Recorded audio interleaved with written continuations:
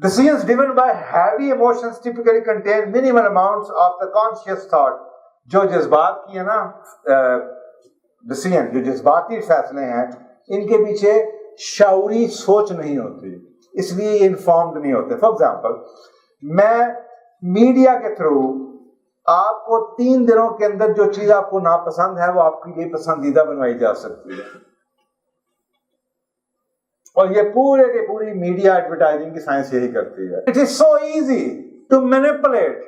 That is why it is so easy. Why it is so easy? Because all millions of people who have some value or say, they are connected. या Facebook पे बैठे हुए हैं, या Twitter पे बैठे हुए हैं, या राजो टीवी पे बैठे हुए हैं. इन 3 चीजों को चेंज कर दो, इन सब की ओपिनियन 2 दिनों में एक ही हो जाएगी. इराक में ये हुआ, अफगानिस्तान में यही किया. मुसलमानों ने खुद कहा हाँ बिल्कुल मार दो सद्दाम हुसैन को.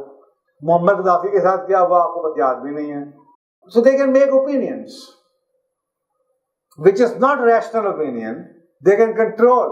So once you are making a decision which is not led by somebody else, it is your conscious decision.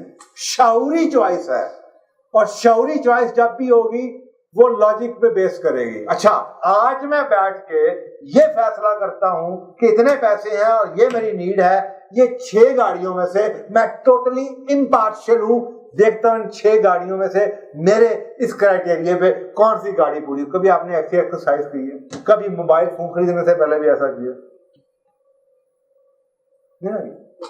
किस पे फैसला किया? इश्तिहार पे, दोस्त के हाथ में, एडवर्टाइजिंग कैंपेन पे, या क्रेडिट कार्ड के अंदर वो आ गया फ्लायर, नो इंटरेस्ट 6 महीने की पेमेंट.